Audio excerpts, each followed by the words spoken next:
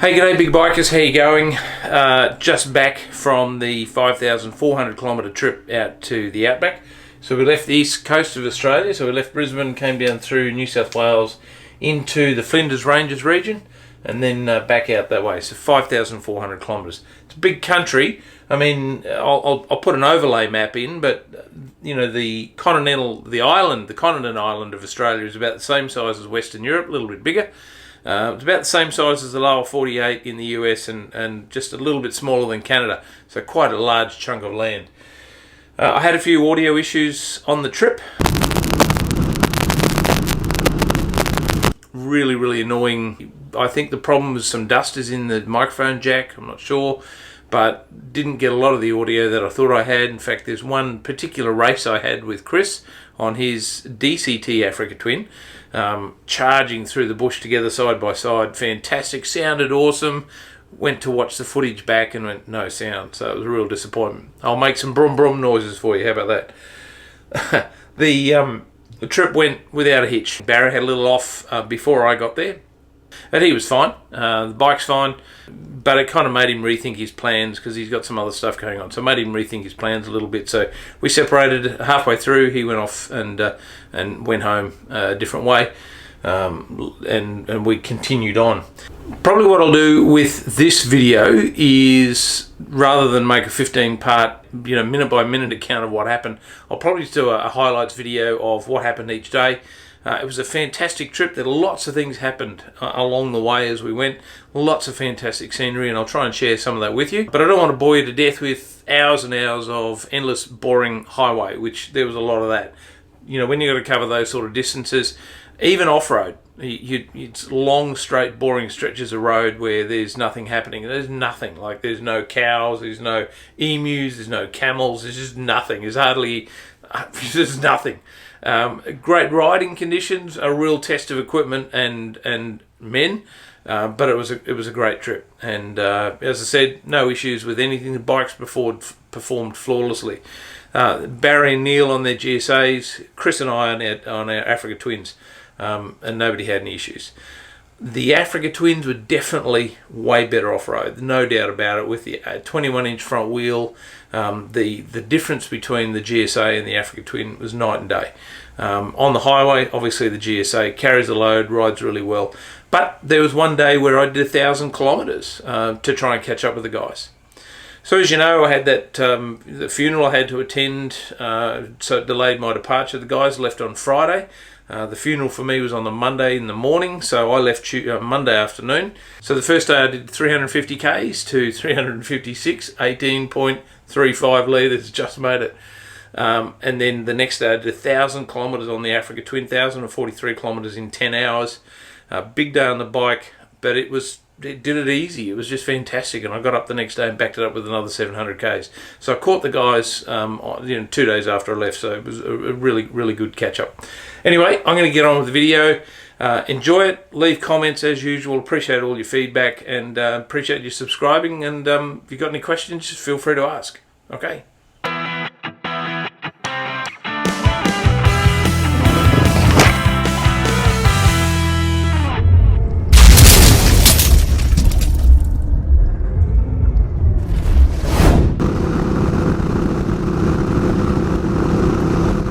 Well, good afternoon, big bikers. Well, I left we've had the funeral this morning, had the service and the memorial, and I'm on the road. I've been on the road for just under 2 hours, so I'm well and truly out of town.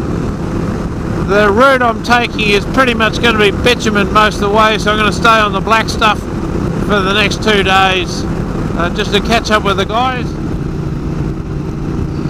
Well, that's a very interesting turn of events. Obviously, my calculations for fuel are a little off given the weight of the bike and kind of the speed I was travelling. I thought I was going to be good for at least 350. I've got my fuel lights just come on. It's showing me that I've got 51 kilometres to empty, and I've got about, according to my GPS, I've got about 60 kilometres. An update, the sun's just about to go down. Beautiful sunset tonight. It's quite nice. Actually got a sunset over that side. hang on, here you go. Cop that. There you go. And then we've got the moon coming up over this side. Very nice night to be out actually, and I'm just kind of cruising along at about 3,000, it's 3,200 RPM, and just obviously because the way or average fuel consumption, my fuel consumption dropped right down. So when the fuel consumption drops down, obviously the distance to empty increases. So I've picked up about 10 kilometres. So I'm not freaking out anymore. So I'm just sitting back, chilling. So we'll make it into Gundawindi. I'm no hurry now. I've broken the back of it. I've only got about 20 k's to go. It's just getting cold, that's all. Not really dressed for the cold. There's something I didn't know about the Africa Twin. Once it gets down underneath 20 in the distance to empty, once it gets down underneath 20 kilometres, it just stops. So it's just gone blank now. So I've got 10 k's to go. The last I looked at that, it had 20 kilometres to empty. So a big truck bearing down on me. I might just bail out of here.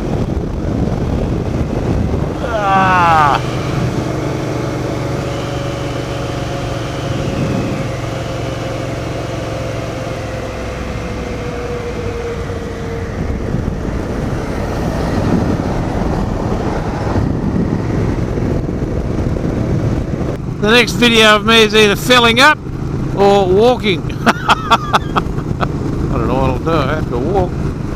We're not going to have to walk. Think positive thoughts. Come on, Mrs. Jones. You can do it. We'll be able to see the lights of the city soon. Everything's going to be all right. There's a big truck stop.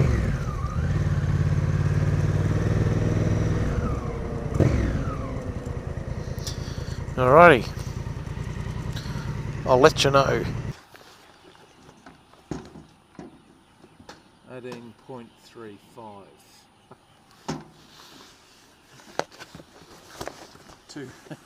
200 millilitres of fuel. Well, good morning, big bikers. On the road again. Just can't wait to get on the road again.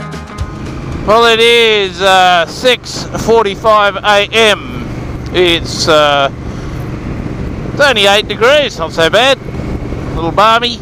Just about to unleash the big red 1000cc animal on the highway. 123 kilometres to Moree, which is where I'll grab a tank load of juice. But probably in about an hour or so I'll be wanting to take a layer off. Quite warm and toasty at the moment. So if I were going to go the dirt way, I'd turn right at this intersection coming up here.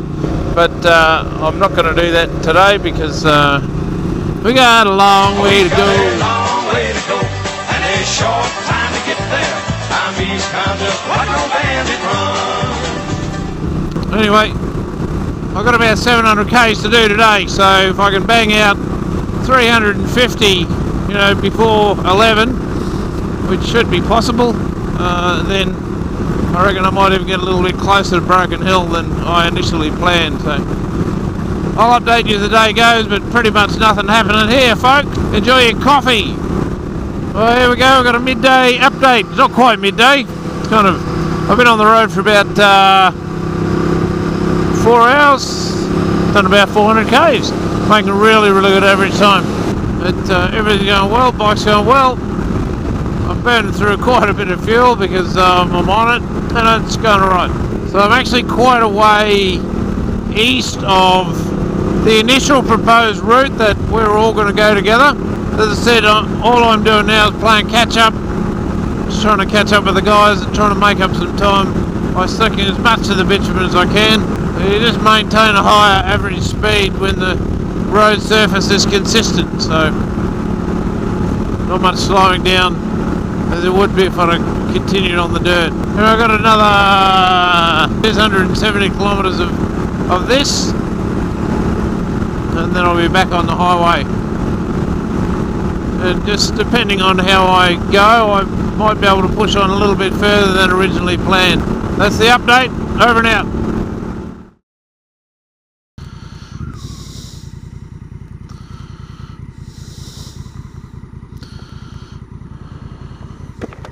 Stupid bugger's trying to get through the fence. Look at that. There's an emu. I don't know if you can see that back there. There's an emu back there. There's a roo there. That's a roo there. Oh, it's gone. Another roo there. Another roo there. This fella here's trying to get through the fence. Can't do it. Oh yeah, no, run in front of me. That's right. Stupid thing. You stupid thing. They are so stupid. Stupid thing. Look at that, the whole family been taken out there. Oh, there is no way I'd come through this stretch at night time. In fact, I don't even like it being now.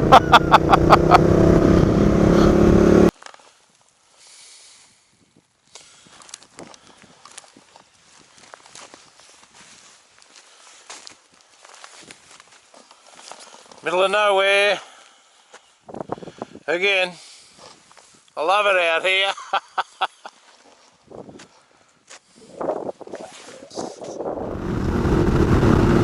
Here's an update.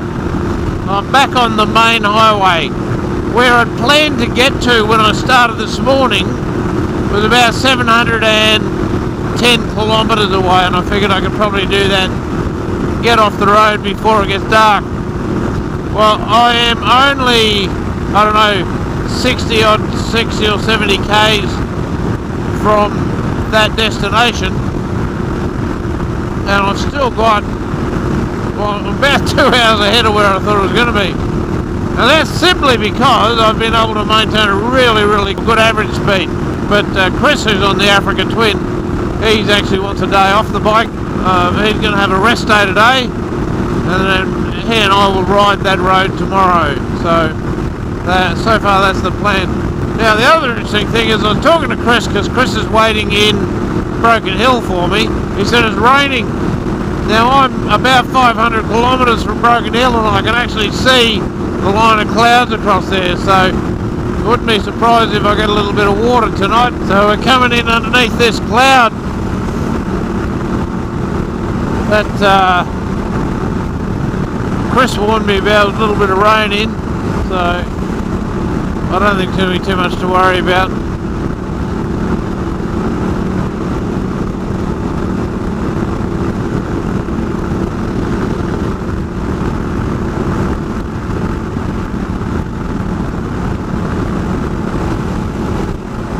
How's that for a long straight road? Oh, roos.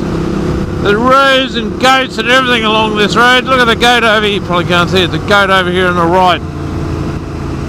A whole heap of goats. It's just got to get off this road as quick as I can. So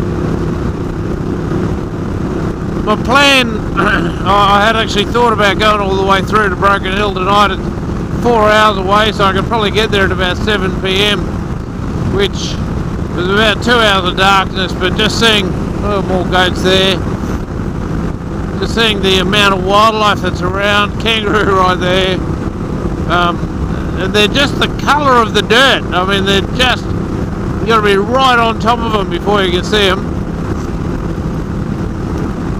So I think probably what I'll do is I'll go for another couple of hours, a little township down here, and I'll go to a caravan park, get a cabin for the night, and I'll get up early. Another roo right there, just everywhere. So I'll get off this road as quick as I can, because they're all starting to come out now. I mean, I've been seeing dead ones all day, but from about 3 p.m. is kind of when they start to become really active. And I'm starting to see the live ones now, which the dead ones I can avoid, the live ones are a bit more of a problem. So like I said, I think at the start, even before I started the ride, I said there's going to be hours and hours and hours and hours and hours of long boring highway. And this is what it looks like. In fact, I might turn this camera on, speed it up 20 times, put a bit of music to it, then you go grab a coffee, So by the time I get to my destination, I reckon you guys will have finished your coffee. And I should be at the destination. I might close the video off for the night. Tell me who you see, 'cause I think I do want you next to me. Want you next to me, but does this work? 'Cause I know I can't get to you. I like the chase, and I know you do too. Am I just in love with the idea of you? So I'm just cruising along now. Just had some emus go in front of me before I turned the camera on. Had some emus go in front of me. They're really big roos out there, so I'm just going to take it easy. I've only got about 30 k's, 25 k's to go to my destination. Kind of look just up here on the right. Oh, there's a roo right here. Stupid thing. They're so hard to see. They're just the colour. They're so well camouflaged. Goats over there. I mean, the roos are so well camouflaged, you don't see them until you're almost on top of them. And you kind of really just got to hope they're going to jump away from the road, but, you know, they don't always. It really is, just goes against absolutely everything I talk about. I've got to get off the road by 3 o'clock. That's it, otherwise you're stuck in this situation. It's really, really high risk. I just wanted to get the back of this broken tonight, and then I've only got about an hour and a half into Broken Hill in the morning, and I'll pick up Chris and we'll keep on trucking. So, like I said, I just don't like this at all. It's like that sun's trying to break through the clouds. Well, that's 1,000 k's now in 10 hours. So I left at 7. Just after 5 now. Oh, I left, yeah, so 1,000 k's in about 10 hours 30 minutes. That's not bad going. It's a pretty high average speed, which is good. Oh. I will sleep well tonight. I'll have a nice warm shower, make myself some dinner, a little shot of whiskey, and hit the sack.